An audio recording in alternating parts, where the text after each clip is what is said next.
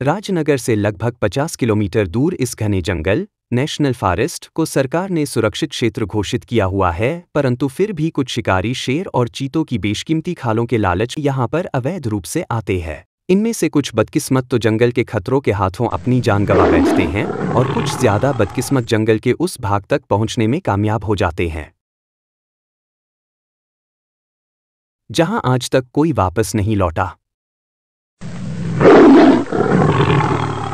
जैकी यह आदमी यहाँ पर शेरों के साथ क्या कर रहा है? पता नहीं, लेकिन मुझे तो डर लग रहा है। मेरे ख्याल से तो यहाँ से वापस भाग चलो। पागल हुए हो क्या? शेर चीतों का शिकार करते हो और एक बहरूपिये से डर गए? डर कैसा समझ, इसको तो मैं अभी गोली से उड़ा सकता हूँ। बताने की जरूरत नहीं, मैं जानता हूँ। 2 आदमियों की गंध मुझ तक भी आ रही है, लेकिन मैं उन्हें भागने का पूरा मौका देना चाहता हूँ। लेकिन जैकी की कांपती उंगली ट्रिगर पर दब चुकी थी, पर निशाना बड़ा कच्चा था। गोली ने आदमी की बजाय अलाव के पर खच्चे उड़ा दिए, लेकिन वह आदमी और साथ उसके बैठे हुए जानवर टस से मस न हुए। उसके बाद लबादेधारी शख्स के हाथ में पकड़ा हुआ हंटर हवा में लहराया और अगले पल मूर्ति की तरह बैठे शेर बब्बर शेरों में बिजली तरह फुर्ती आ गई। अब वह दोनों चाहकर भी नहीं भाग सकते थे, क्योंकि भागने के सभी रास्ते बंद थे। लेकिन समद ने अब तक अपने होशोहवास कायम रखे थे। उसने अपनी राइफल तानी, लेकिन ट्रिगर दबा पाने से पहले ही राइफल हवा में उछल गई।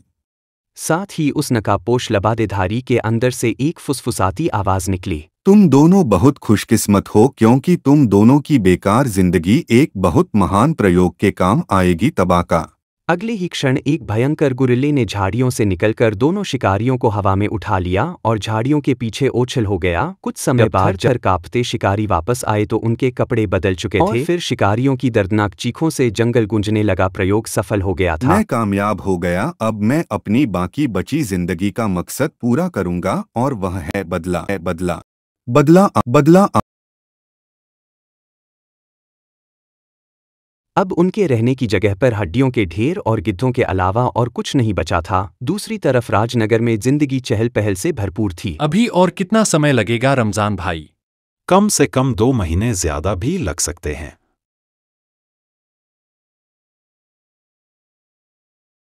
तुम तो मजाक करने लगे, वरना मैं जानता हूं कि खतरों से खेलने में तुम किसी से पीछे नहीं हो। देखो ध्रुव, यह चिड़ियों का झुंड अचानक कहां से आ रहा है? क्या भूकंप आने वाला है? ध्रुव ने ऊपर देखा। आकाश के पूर्वी छोर से हजारों चिड़ियां इधर ही आ रही थी।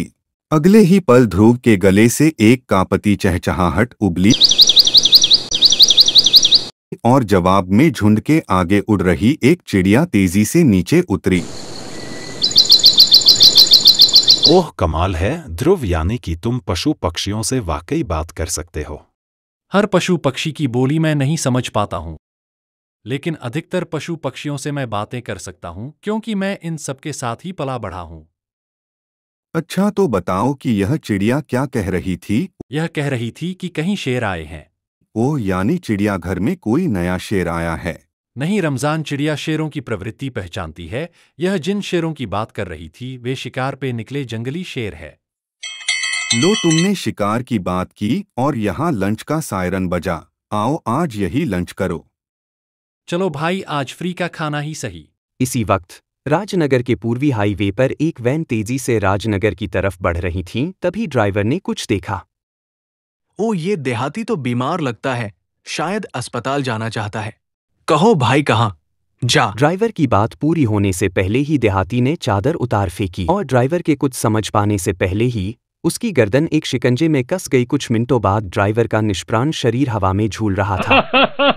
तबाका, तेरा तो खाने का इंतजाम हो गया, और मेरा गाड़ी का। वैन एक बार फिर तेजी से राजनगर की तरफ बढ़ने लगी। अब सबसे पहले मुझे एक गुप्त जगह से अपना कुछ सामान लेना है, और उसके बाद हम अपना खेल शुरू करेंगे। शेर आ गए हैं का क्या अर्थ हो सकता है? क्या बात है ध्रुव, तुम इतने परेशान क्यों हो? कुछ नहीं पापा, बस यूं ही। बिना परेशान हुए इनका खाना कहाँ पचता है? अरे श्वेता, तू कहाँ से आ रही है? और तूने यह क्या पहन रखा है? पापा, मैं डिपार्टमेंटल स्टोर से आ रही हूँ। पापा, और यह ड्रेस आजकल का लेटेस्ट फैशन है। इसको हर स्टोर वाले ध्रुव क्रेज कहकर बेच रहे हैं। मैंने तो इसको भैया का दिल रखने के लिए पहना है, लेकिन पूरे शहर में तो इसका बुखार चढ़ा हुआ है। इस शहर के लोग बड़े बेवकूफ हैं, न मिस्टर ध्रुव। तारीफ के लिए धन्यवाद मिस श्वेता। अब तक आपकी जुबान थोड़ी थक गई होगी, उसको आराम देंगी। सच्चाई तो कोई सुनना ही नहीं चाहता। मैं तो चली इस कूड़ा ड्रेस को वापस करने। जो पैसे वापस मिले उससे एक टेप खरीदना मत भूलना अपने मुंह पर चिपकाने के लिए। इसके जाते ही कितनी शांति हो गई। अब बताओ ध्रुव, तुम क्या सोचकर इतने परेशान हो? एक चिड़िया की बात सुनकर परेशान हूँ। उसने कहा कि शेर आ गए हैं। इसका क्या मतलब हो सकता है? नेशनल फॉरेस्ट यहाँ से ज्यादा दूर नहीं है बेटे। हो सकता है कि कोई शेर भटकता हुआ शहर तक आ गया हो, लेकिन इसमें चिंता की क्या बात है? यह काम हम पुलिस वालों पर छोड़ दो। वह चिड़िया एक से ज्यादा शेरों की बात कर रही थी। पापा, और शेरों का झुंड कभी रास्ता नहीं भटकता। सच पूछिए तो शेरों का झुंड में चलना ही एक आश्चर्यजनक बात है।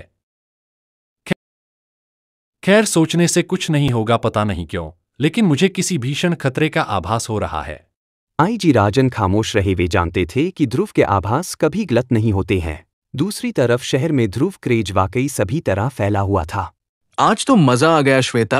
आज पहली बार हम सब लोग एक ही तरह की ड्रेस पहने हुए हैं, और वो पोशाक स्कूल यूनिफॉर्म नहीं है। तेरे भैया की कलर चॉइस की तो दाद देनी पड़ेगी। ये दाद खाज अपने ही पास रखो। मेरे भैया के इसकी जरूरत नहीं है। अच्छा, अब अपने अपने घर जाना है या नहीं, या यहीं पार्क में सोना है? बाप रे, बात करते करते 7 बज गए। भागो। पार्क में भी सन्नाटा छा गया है। मेरी मम्मी ने तो डंडे को तेल पिलाना शुरू कर दिया होगा। कहीं गुंडा गुंडा मिल गया तो मोंटू, इतने सारे ध्रुवों को देखकर वो आत्महत्या जो कर लेगा। अरे देखो, वो बछड़ा रास्ते में कितने आराम से बैठा हुआ है। हाँ, लेकिन इसकी खाल का रंग इतना पीला क्यों लग रहा है? क्योंकि यह बछड़ा नहीं है, यह शेर है। शेर?